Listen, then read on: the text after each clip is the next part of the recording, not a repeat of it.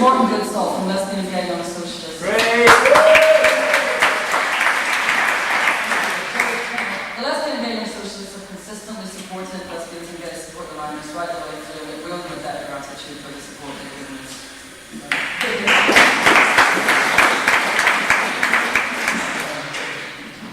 First of all, I'd like to say, bring a message of solidarity from the Lesbian and Gay Young Socialist Group and the Labour Campaign for Gay Rights. The work that this group's doing is actually breaking new ground for the lesbian and gay movement. We're actually putting into practice what lesbian and gay groups from the 1970s are actually talking about, and I think we're actually making history by showing our solidarity with the minors. The title of this meeting is Communities Under Attack. We wanted to use that because it's not just the minors who have been facing the threat from the state and the police, the army. It's actually gay people, lesbians and black people. Lesbians and gay people are no strangers to police harassment. There's, over the last year must have been the worst for a long time for attacks on our community. The gays are words, bookshop raids, the censorship, the threat of legal action against the staff there, the police provocation. When they're not on the minors trying to smash up the picket line, they're outside the cottages harassing the gay men. The raids on the pub, the raid on the bell where it took about 40 police to just let us know that they're there and they're watching us. And recently the rugby Tory Council actually coming out and saying that we don't want queers or perverts working for us. Shame. But it's also important for us to know why the attacks are taking place. And it's not just, we're not just interested in lesbians and gays being oppressed by the police and the state. We actually see it as there's so many groups in society, all the oppressed groups, the working class at the front, the minors at the front. It's important to know why the attacks are taking place and actually how to combat it effectively. There's obviously differences of opinion in the lesbian and gay communities out to it. We either take the approach of the Gays to Work campaign, where they rely on solicitors, their board of directors, without actually involving people in pickets or organising demonstrations. Or there's the approach that we've got, which is try and link up with other groups in society. We will support working people because they're the people who can actually make effective change in society. The Tories don't just attack the working class because they want to extort more profit out of them in the factories. They want to control people's minds, they want to control what they do in their homes, the way that they think. And that we've also got to understand that.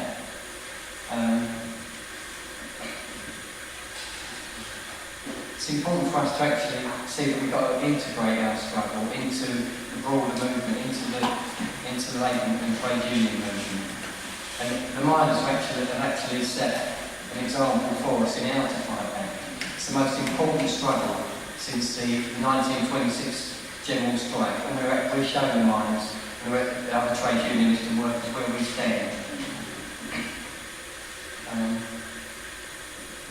The task for lesbian and gay socialists is actually to take lesbian and gay politics, what we've actually learned since Stonewall, the gains, however limited that we've made, we've got to actually let the labour movement know our history that's actually been hidden. You know, we've been marginalised in the labour movement. We've actually got to take socialist politics into the gay community, where there's a distinct lack of it.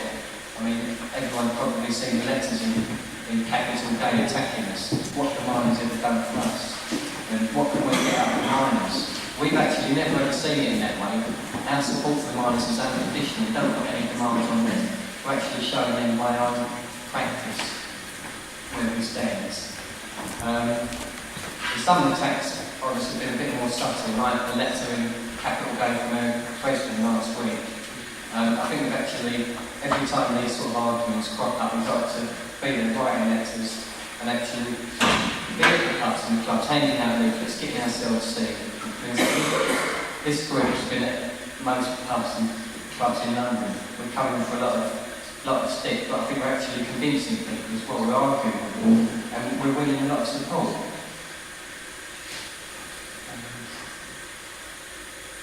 As I've said, it's important for us to integrate our own struggle into the socialist and labour movement. We're not guaranteed success. The labour movement is not just going to sit back and accept what we say. It's a hard fight for us. We've got to organise autonomously, work out our own policies and programmes, and take the struggle right into the unions. Not just say, oh, they're not doing anything for us. We've got to get our hands dirty. And the most important reason we're supporting the miners' strike is because they are the people fighting back. And we know the miners' victory is going to usher in a new outlook, new circumstances can be created, which there's going to be opportunities for lesbians and gay people to intervene, and we've got to be there with them when they're fighting and with them at their victory. So that's why I think we should give unconditional support to the miners. I'll go over there.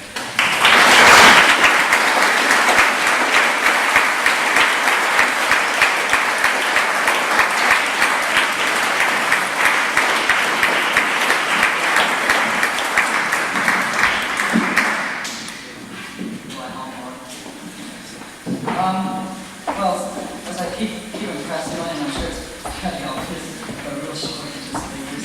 We were supposed to have a lot of other speakers who basically haven't turned up for whatever reason. I don't know why new monitoring projects haven't turned up. Last night it was okay, today apparently it isn't. Louise, you see on the programs, you've got some nicely printed, like 500 of them with high hopes and expectations. Anyway, we live and learn.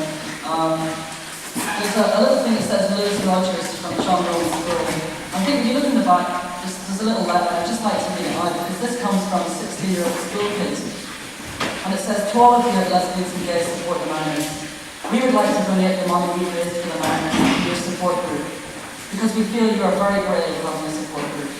Considering you're already getting hassled enough by society, we think what you're doing is great and most importantly building new links and bridges between society that never has been built before.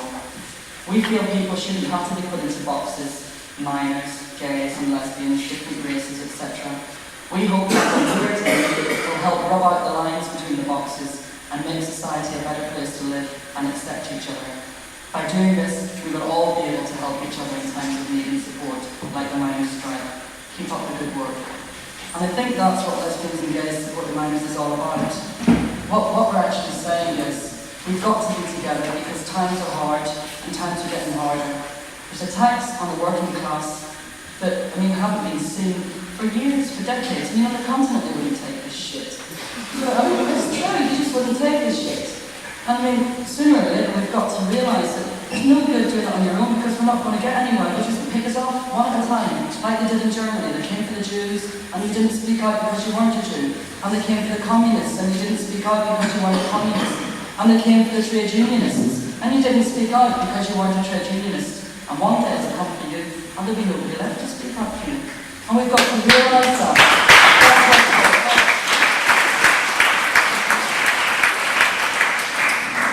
Our next speaker is Douglas Chambers, Chalmers, General Secretary of the Young Commonwealth. Now I know there's a lot of people say, sectarian, planting the speakers on the platform. Well, it's too bad.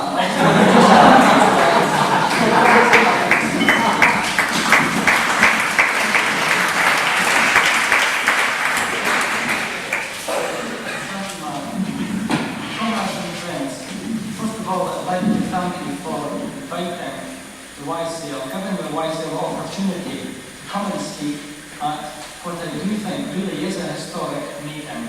I think it's a tremendous milestone in the lesbian and gay community where you can see the full support and the commitment of everyone who has given money to the struggle of the miners, a historic struggle and whose outcome will be very important for all of us.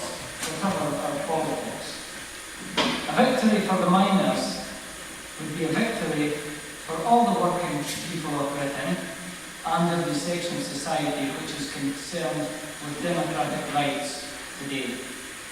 This strike, which is now in its 8th month, one of the longest and I think most bitter disputes in the history of the labour movement, as the comrade mentioned, the horrific things which are happening in Nottingham.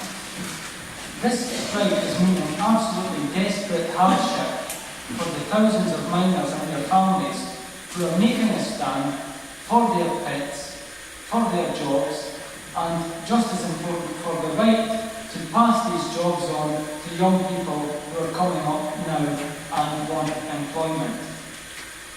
As well as the unprecedented scenes of police brutality which have marked this strike and which have already been mentioned, I think the other thing which is equally notable has been the magnificent and heartwarming solidarity shown by the British people towards the miners in their struggle. This solidarity has involved thousands and thousands of people who've never taken part in such activity before, but who can see the justice of the miners' case despite the slander and the misreporting in the media, which Mark mentioned. I mean, let's look at what the media was saying before the actual strike took place.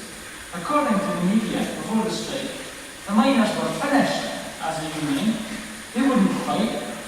They were all now in the top wage bracket. Things had changed since 1972 and 1974. They all had mortgages, and what's more, their families wouldn't let them jeopardise all this for the sake of what was, after all, a handful of militants and Marxists who ran the NUM, from Mick McGuffin on the left, the well-known communist, to Arthur Scargill, perhaps on further left, the critical communist, and all their henchmen in the smoke-filled rooms in Sheffield. I mean, what a parody.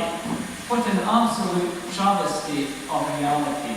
And what a reality we are seeing now. I mean, whole communities united behind the 80% of the miners who have had a ballot with their feet and walked out to defend their livelihoods and one of Britain's most valuable natural resources. And this is a remarkable strike. It's a strike which is totally transformed out of the ordinary by the active involvement of the Women Against Pit Closures groups who are running the communities in these areas and the local support committees. I mean, who would have predicted, who could have predicted that for the last 8 weeks we would have seen an all-woman picket line standing out against the scab coal going into the giant Longarnet complex on the fort? That's an absolutely remarkable achievement there. That's the sort of force the Tories are up against.